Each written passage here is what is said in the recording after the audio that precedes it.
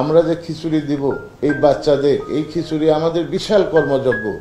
আপনারা জানেন আমার 2 কোটি ছাত্রছাত্রী, 2 কোটিরও অধিক হবে। তো এই 2 কোটি বাচ্চাকে আমরা এই জিনিসটা দিতে গেলে সিস্টেমটা কি করব আমরা, এই বিষয়ে ধারণা নেওয়ার জন্য আমি নিজে, আপনারা জানেন কি বলে, এই মিড ডে মিল আপনার কেরালাতে চালু হয়েছে কত সালে? সর্বপ্রথম 1941 সালে কেরালায় এটি চালু করা হয়। তাইলে এইখানে আমি একটা কথা বলতে চাই আপনাদেরকে, খুব সহজ গ্রাম্য ভাষায় বলি।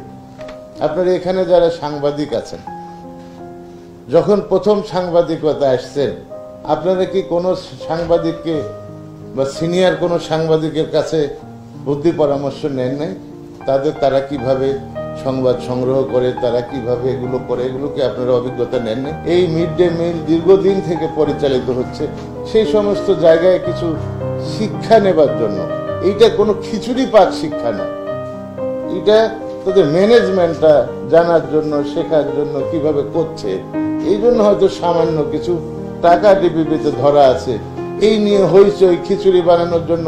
আমার গ্রামে যে খিচুড়ি পাকানো ছেলে মেয়েরা আছে, এটাই তো মেলা। আমার খিচুড়ি পাকাতে বিদেশে যাইতে হবে, এই সামান্য ধারণা নিয়ে গতকাল দেখি বিএনপি রিজভী আহমেদ নানা ধরনের কথা বলছে।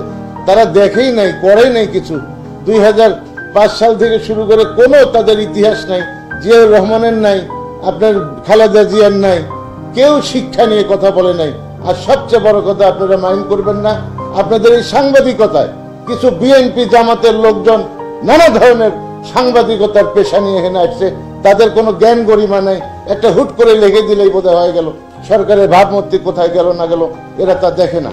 আপনাদের অনুরোধ করব, এই সমস্ত জামাত বিএনপির সাংবাদিক, নতুন নতুন কারা সাংবাদিকতা আসছে, আমার এলাকায় দেখছি সমস্ত বিএনপির ছাত্র দলের, যুব দলের ছেলেরা এখন সাংবাদিকতা করে, ভ্রান্ত রিপোর্ট তৈরি করে। এই দিক থেকে আপনারা একটু নজর রাখবেন, আমাদের সরকারের জন্য বদনাম না হয়।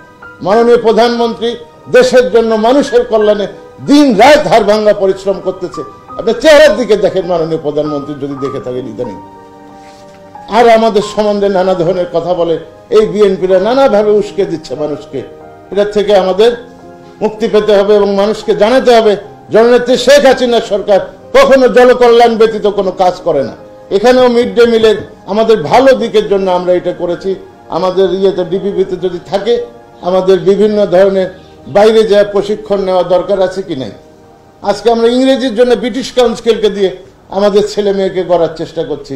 আমাদের অঙ্ক শেখার জন্য আমরা কি বলে, সেখানেও আমরা গণিত অলিম্পিয়াডের মাধ্যমে অঙ্ক শিক্ষার ব্যবস্থা করতেছি। থাকতে হবে ট্রেনিং, উচ্চতর প্রশিক্ষণ, এটি প্রয়োজন আছে প্রতিটা মানুষের জন্য। আজকে 2 বছর আগে আমি যেমন ছিলাম, 2 বছর পরে আমার সচিব মহোদয়, এবং এই যে আপনাদের সাথে মেলামেশার কারণে আমার কি কোনো জ্ঞান বাড়ে নাই? এটি প্রয়োজন আছে, প্রত্যেকেরই সিনিয়রদের কাছ থেকে কিছু শিখবার আছে।